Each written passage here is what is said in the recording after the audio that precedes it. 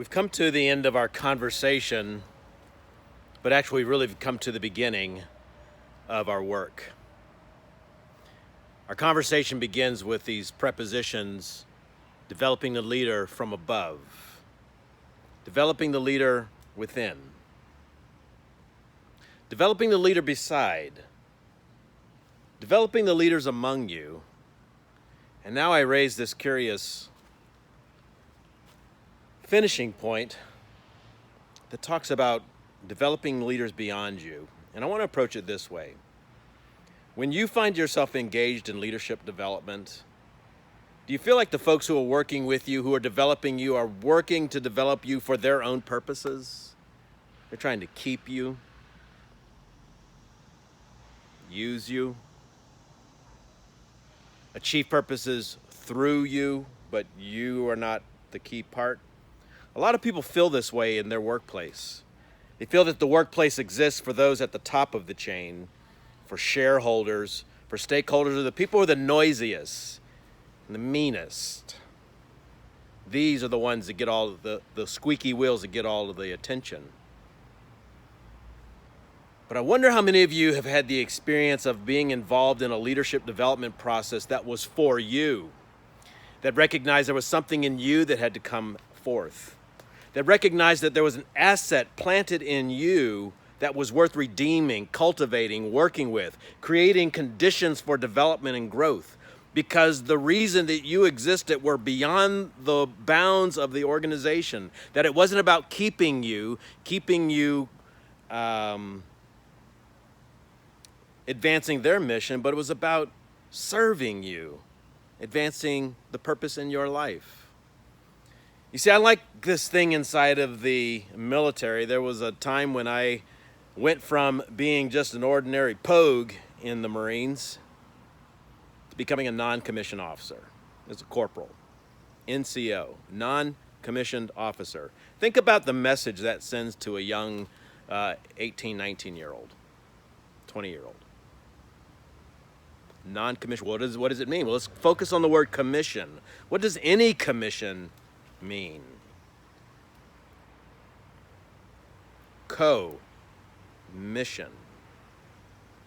There's two words in Greek that you would choose from if you were going to talk about sending something out. One is the word pimpo. When I was memorizing Greek, we used lots of memory devices. Pimpo reminded me of a kind of body secretion out of one's face that went flying forth if you squeeze it a certain way. Now, that's gross as can be, but you'll never forget pimpo, will you? That's the Greek word for sending something away from you that you don't expect to return. It has no more association with you. It's just sent away. But there's another word called apostello. I send. And with that word comes I send with. It is this one goes but carries with them something from the place the sending was authorized. They carry authority with them. There are few things more dangerous than a Marine Lance Corporal on guard duty with a 9mm on his or her hip. You see, if the base commander comes towards that sentry, that sentinel, and there's a policy that says you shall not enter this base unless you have your ID card on you, if the commander of that base, it can be a 3-star general or a bird colonel, approaches that sentry and does not have their ID card, let me tell you what's going to happen. First, that colonel or 3-star, if they know what's good for the whole system, they'll back off. They'll figure out how to get themselves identified in a way that meets the orders of that Lance Corporal. Because that Lance Corporal is keeping their word, is keeping covenant with the commander of that base. And apart from an ID card that says you're the commander or you belong here, you're still in the category called enemy. And you'll be acted upon in ways that those who come against the Constitution of the United States when this person was sworn to defend and protect it against all enemies, foreign and domestic. You get to be treated like a domestic enemy in that moment, my friend. And that lance corporal will not let you pass. There will be a big, noisy experience if you try to make your way past that policy. You see, that person has been commissioned. They have the authority. It is apostello in that moment of the commander of that base. And it's backed up with 9 millimeters of influence. And that is a harsh socio-technical way to get the point across. But perhaps you would like to look at it more from an Acts chapter 13, 11 through 13 point of view. Gentiles had come to believe. In fact, in Acts 11:26 it says, and they were first called Christians there. Because this Gentile revival was breaking out. Paul, having been dug out of his hole from Barnabas, who may have caught a Greyhound bus and traveled about 400 kilometers. He goes and gets this teaching resource, and they set up this Bible Institute. Read it in the first part of Acts chapter 11. They set up and they teach in Antioch for a year, making these things make sense. And it said the church grew. It was a church depth plan. Well, it was so popular a campaign that it caught wind in Jerusalem, and people who believed that this faith was for a particular kind of people, my four and no more, began to wonder what's going on in Antioch. The people are not supposed to be believed. What is going on out here?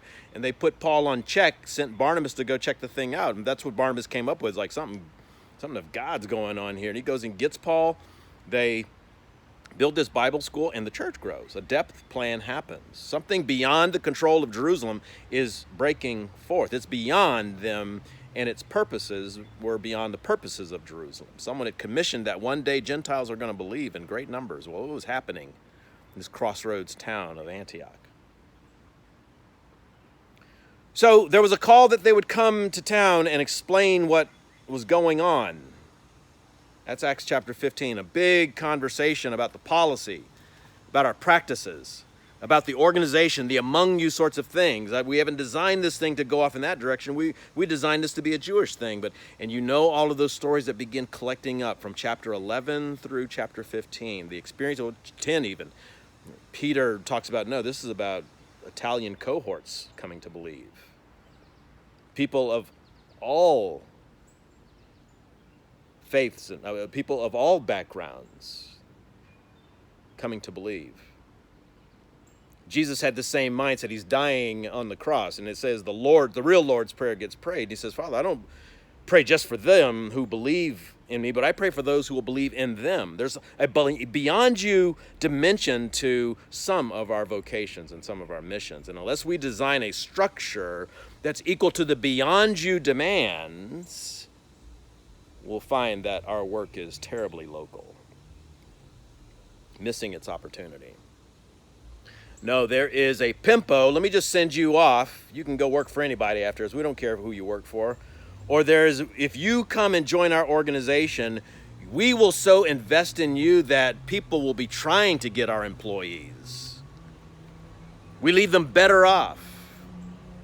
And I find it is an interesting thing that the United States military, veterans are a sought-after class of people once they've left the military and get brought into corporations, because people know that they have been exercised in a particular way to be useful and more useful. Think about the folks who are in political positions across the country or former military, and ask what is the nature and character of how they express themselves in these roles. It's an apostello sort of thing. People who have been co-missioned, who know how to cooperate in mission, who have been representatives of the authority that sent them. All right, here's the clutch. You know it was coming. There are moments of commissioning all throughout the text of Scripture. One of them that comes to mind is that most famous one, the go ye one, the Matthew 28 one, right? Go look at the Greek inside of that. passage. Everyone knows that it's a participial story of lots of while you're doing this and while you're doing that, make sure you make disciples. Whatever you're doing and while you're doing it and when you're doing it and as you go, make sure that the action that gets done, the imperative voice, is on the making of something. Not born, but the making of something. Have a system. Teach them to observe whatsoever I've commanded. That's a lot of stuff to teach and observe and make sure that they're on top of. It might take some systematics. It might take some structures. It may take some financial investment. Some planning, some life-on-life impact. Teach them to observe whatsoever I command you. And lo, I'm with you always. The one who authorizes stays with you through the process, ensuring that what you apply, what you press into existence is met with the authority that I think, if you can go with me on the analogy, is even more powerful than a 9mm. That no one has to give you any more permission to keep those orders and those commands. The permission is with you. Back in the 80s and 90s, I spent a lot of time crossing borders. On some of those borders, it was not legal for certain materials to come into those countries. It would be contraband. It was on the illegal list. Things like Bibles and CDs and solar-powered radios. I and my friends strapped to our bodies, crossing into countries I won't name right here. Was I doing something illegal? Yes. Was I doing something authorized? Yes. Which scheme will you use to determine what's true of what I was doing? You see, I believe I was commissioned to do what I was doing. Are you getting what I'm saying? You've got to commission people on your team. Every member on your team has an opportunity to invest in someone who will be the blessing, the hope, the security of another community, another team. You can't keep them. Make it your business to create a leadership development farm and so fill your ranks, your community, that you have an overflow of leaders around your place and that you can spare a few to the mediocre, trifling missions to the left and right of you in your town and your city. Send out ready people from what you're doing. It will be the measure and metric that is used of you. If this messaging movement had stopped with the 11 that were standing around when the Jesus story was coming to its wrap, one of them was a devil, we're down to 11. If things had stopped there on a Sunday morning, then that's where they would have stopped. But instead, the method's madness was now showing itself in these men. And what was in them was equal to what they must become for the globe. I take the last word in the book of Acts as the signet of what we've been talking about here. Go find it. It's a word like unhindered or unfettered or without restraint. And I believe that unless your developmental program is so fueling people that they sort of live life in an unrestrained, unfettered, can't be kept, I'm authorized, the answer's already permission, don't need to pray on it, I need to be acting on it, I have the authority. Unless your model ends with those sort of policy, practices, purse strings, practices and perspectives, you're going to be a wonderful local work. But if you're going to leave a legacy, it's going to take investing in folks who'll go far beyond you. This is what families know deeply. This is what the way Psalm 27 talks about children being like a quiver. They're like arrows that are sent forth from a family. I think we should think of our communities and our organizations those ways. So That's why I've shaped our conversation the way I have and selected the materials that I have.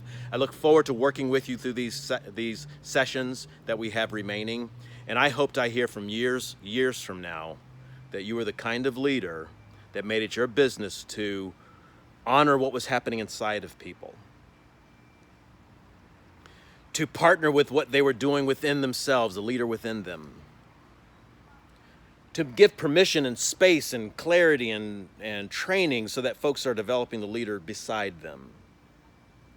Be good for supervisors to know that cold. That you created a culture and conditions for leaders to thrive, to have the initiative and the authority to do what they need around your space. But the crowning metric for what we have been talking about these weeks is that they would have the capacity to go beyond all of that and to stand on their own, fully vested with all that has been called forth from above them, all that is within them, their mentorage beside them, a community that sends them, and an impact story that says the world changed because we lived. I'll see you in the classroom.